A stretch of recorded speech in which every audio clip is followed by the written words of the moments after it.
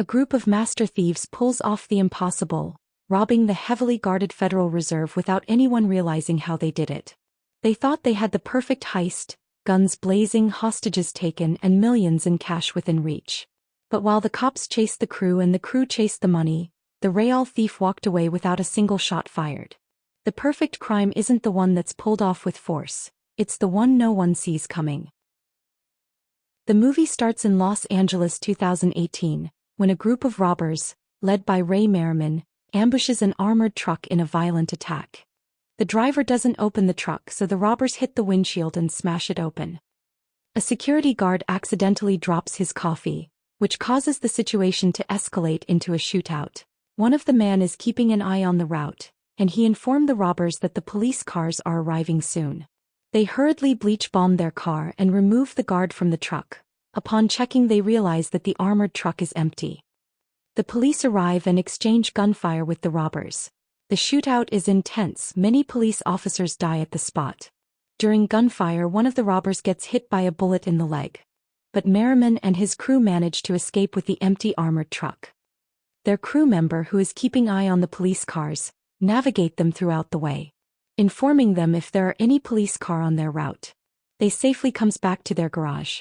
However, after escaping, Merrimen scolds Bosco for killing the first guard when it wasn't necessary.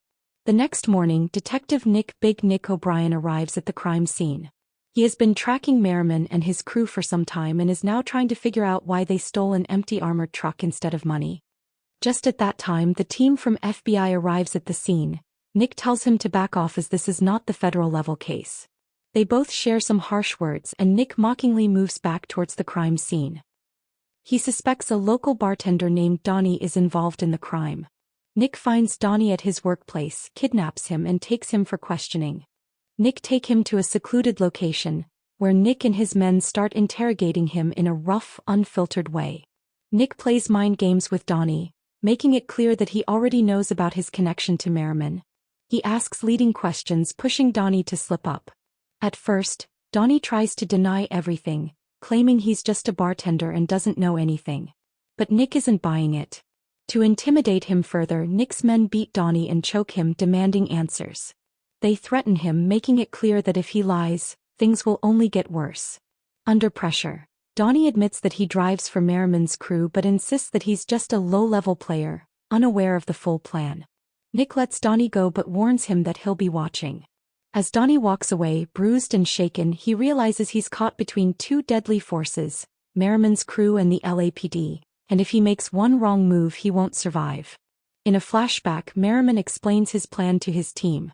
He intends to rob the Federal Reserve on Friday of that week by secretly stealing $30 million in old bills with erased serial numbers before they are shredded. Since these bills are already scheduled for destruction, they are untraceable.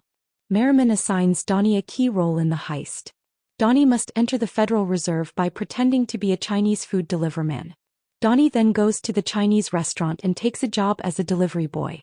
A few days before the heist, Donnie delivers the Chinese food. While he goes into the bank, the security guard asks him for his ID and he enters his name in the register. After delivering food to the staff, he sneaks into the bank's bathroom and hides an extra bag of food in the ceiling, which he will use on the day of the robbery. At home, Nick's wife, Debbie, finds out that he has been cheating on her with other women. Furious, she takes their daughters and leaves, later filing for divorce. Meanwhile, Nick sees Donnie at a restaurant sitting with Merrimen and his crew. He casually greets him to make his presence known. Later, Merrimen's crew becomes suspicious and decides to test Donnie's loyalty. Levi interrogates Donnie aggressively, but Donnie convinces him that he hasn't revealed anything to the police.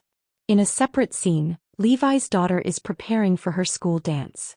When her date arrives to pick her up, Levi introduces him to Merrimen and the rest of their gang, intimidating the young boy into treating his daughter respectfully. Later on, the gang laugh it off as they have successfully intimidated the boy. That night, Nick, now drunk and reckless, crashes a family gathering at Debbie's sister's house. He signs the divorce papers in a rude and dramatic manner. He also acts aggressively toward Debbie's new boyfriend before being told to leave. Afterward, Nick visits a strip club and takes a stripper home. Unbeknownst to him, the stripper was hired by Merrimen to secretly check and gather information from his phone. The next morning, Nick makes an unscheduled visit to his daughter's school, desperate to see her. He tells her that he misses them. Later he goes back to his car and couldn't control his emotions and start crying. This scene shows that Nick, being the tough guy, also has emotions and he just hides it. The plan goes into action. Merrimen and his crew storm a commercial bank and take hostages. They demand $10 million and a helicopter within an hour. The police, including Nick's team, surround the bank trying to negotiate. To pressure the police, Merrimen has one of his men take a hostage to a back room and fake a gunshot execution. The police negotiator, believing the hostage is dead, agrees not to interfere until the ransom and helicopter arrive. While this standoff keeps law enforcement busy, the real heist is happening elsewhere. Merrimen's men blow open the bank's vault and escape through a hidden tunnel beneath the floor before the police enter. When Nick's team arrives, they discover the hostage execution was faked. The gang didn't rob the bank for its money. Instead, they needed some of the bank's cash to make a fake cash drop-off at the Federal Reserve, the only way to gain entry to the highly secured facility. Meanwhile, Donnie is hidden inside a cash cart that is delivered to the Federal Reserve building as part of a normal transaction. Once inside, Donnie uses a false alarm distraction to slip out of the cart unnoticed and begin collecting the targeted untraceable bills scheduled for shredding. He stuffs them into trash bags and throws them in the garbage disposal area.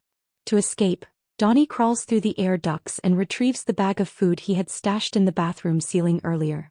He delivers the food to the staff, and when he was about to go out, the same security guard from earlier recognizes him and asks him that why he has not entered his name in the register.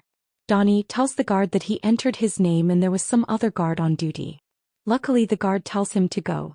However, a Federal Reserve employee who orders Chinese food daily is disgusted by the cold, stale food and reports the mix-up to security. But by the time security realizes something is wrong, Donnie is already gone. The stolen money is then removed from the Federal Reserve building inside a waste management truck, which is carrying shredded bills. Since the trash is not checked, no one realizes that actual cash is mixed in with the shredded money. Nick and his team track down Donnie and capture him. They beat him until he tells them where Merrimen is headed. Merrimen, Bosco, and Levi retrieve the stolen money from the waste truck and attempt to escape. However, they get stuck in traffic, making them easy targets. Nick and his men spot them and prepare to take them down. They clear civilians from the area and open fire. A chaotic shootout erupts in the middle of traffic. Bosco and Levi are shot and killed, but Merrimen manages to escape on foot. Nick chases Merrimen into a fenced-off area. Cornered and wounded, Merrimen refuses to surrender. He raises his gun at Nick, but the gun is empty. Forced to react, Nick shoots and kills Merrimen. As Merrimen lies dying, he reminds Nick that he kept his word about sticking to his plan. Afterward, Nick searches Merrimen's van, expecting to find the stolen cash. Instead, he finds bags filled with shredded paper, a shocking revelation that they never recovered the real money. Nick then goes back to the car where Donnie was held. But Donnie has escaped the custody, taking advantage of the shootout. Nick later visits Donnie's bar and sees photos of Donnie with some of the heist crew. Suddenly, it all makes sense. Donnie was the real mastermind behind the heist. A series of flashbacks reveal how Donnie tricked everyone, using Merrimen and his crew as a distraction while he successfully stole all the real money for himself. Donnie moved the money to a different location where he hides it before anyone can suspect anything. The rest of the crew believes they succeeded, but they are unaware that Donnie orchestrated the entire operation to double-cross them. Sometime later, Donnie is seen working at a bar in London, enjoying his new life. His new crew is nearby, celebrating and drinking with him. A man from a diamond exchange across the street enters the bar, and Donnie casually chats with him, offering him a beer on the house. This hints that Donnie is already planning his next big heist. Subscribe to our channel. It will motivate us to bring more movie recaps for you.